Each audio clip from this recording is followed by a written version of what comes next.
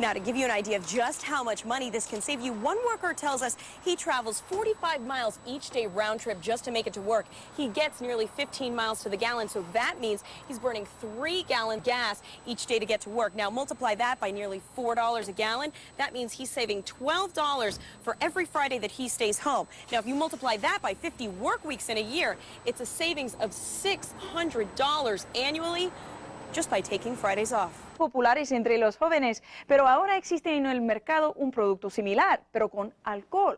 Juan Ibazán nos explica el peligro que podría presentar. Kent, the snow is coming down pretty steadily and just starting to pick up here. Still, not much of it is sticking. If you take a look over here by Old Liberty Road, you can see on the ground most of it is basically becoming water once it hits. What we're hearing from witnesses is pretty incredible tonight. One man told us off camera that he was inside Wachovia Bank when the robbery happened. He says 2 men walked into the bank. One of them hit him on the head with a pistol. The fake officers gave orders, and the man who lives here followed them. He opened up his front door, and investigators say that's how 2 robbers walked right into his home. And investigators are out looking for Schumacher right now. As you said, he is the registered sex offender who took this picture at Western Middle School yesterday. Investigators drove by here just a short while ago looking for him. They tell us that Schumacher was supposed to meet with them at about 4:30 this afternoon, but he never showed up, and now they can't find him. And parents tell us there's simply no excuse for this newspaper to send a sex offender on campus. The sex offender. That's him. Oh, Lord. Sex offenders should not even be allowed to come near a school, let alone going inside a school and, you know, being around children. Sandra Cates is grateful a teacher spotted Peter Schumacher at her son's school on Thursday. Schumacher showed up for a story assignment from the Burlington Times-News. The publisher would not comment on sending a sex offender to cover a school story. They should not have let him go to a school. They could have found another photographer. We did learn Schumacher has previously received a judge's permission to go to schools for work. But school leaders say they had no idea about Schumacher and would not have allowed him on campus. Sex offenders are not allowed on our school property. And this just this pushed the limit. Cates hopes more teachers will be vigilant about watching for sex offenders. It's just really, it's really sad that we can't even live in a safe neighborhood anymore. You know, we have to worry about sex offenders being at our kids' school. Now, the Times-News editor-in-chief did confirm to me that he knew Schumacher was a registered sex offender. Schumacher's former probation officer says Schumacher had violated his probation in the past by going to a Georgia school without permission, and that visit, Kent, was not work-related. But the real standoff came with police. She's illegal! Deport her! She's illegal! The face-off began when some members of Pilgrimage for Peace and Justice dressed up as ICE agents and held a mock arrest of the Statue of Liberty. We're bringing her in to arrest her. Cooperate with us, officer. She's an illegal alien. We gotta bring her in. Under 287G, she's an illegal alien. She's not American. Police kept the demonstrators from entering the jail. That's when some of them sat down at the front door and refused to leave. We shall not be moved. If you do not move, you'll be arrested.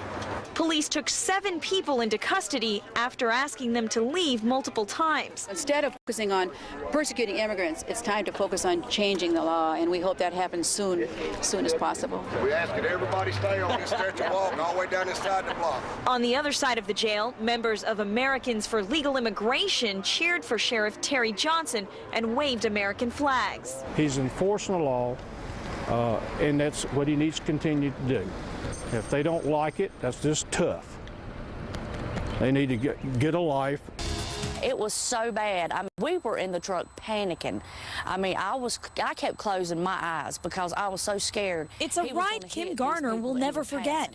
The February afternoon, she spotted what she calls a drunk driver on I-40. He was all over the highway.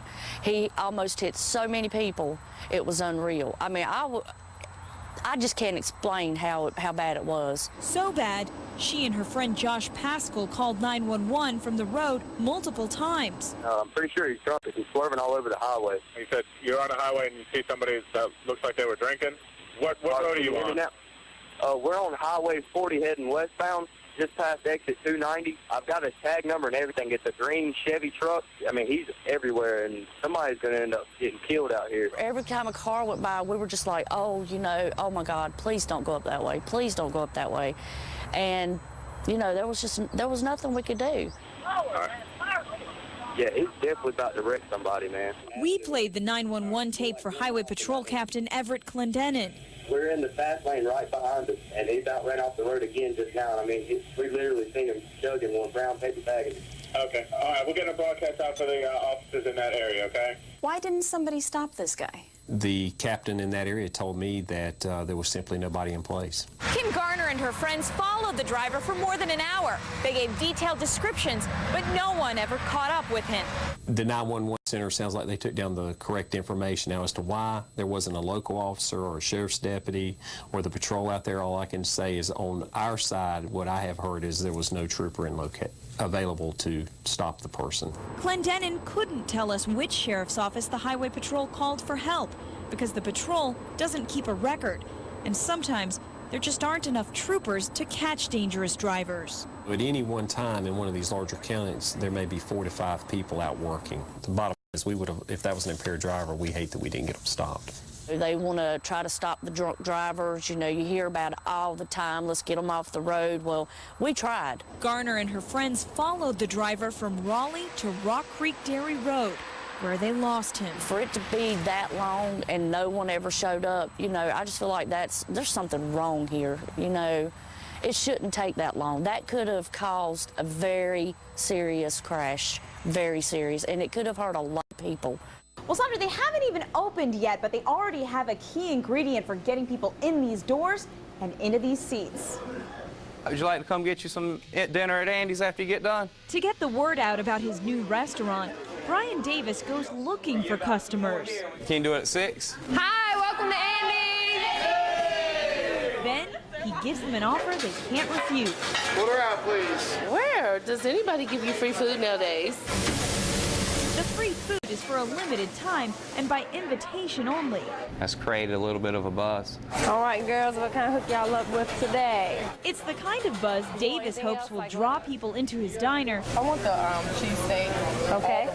Even when they have to pay for their dinner. Most people aren't wanting to go out to Ham's or a nice steakhouse or something because it's going to cost your family $100 to get fed that night. You can come here with your family and feed them for $25. Order up, please. Thank you. You're welcome.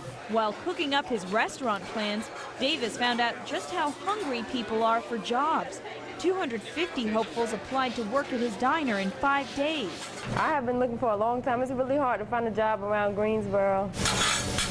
So does this new old-fashioned burger joint really have a recipe for success? It might be the new hangout. Davis is counting on good food and good service to avoid what he calls his biggest fear.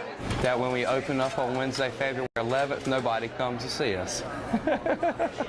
After Wednesday, I'll sleep a lot better at night. Thank you. Y'all have a nice night. Now they're putting up a few final touches before they open next week, and all that free food is costing Davis about $4,000 a week. It's available for a few more days while he trains his waitstaff.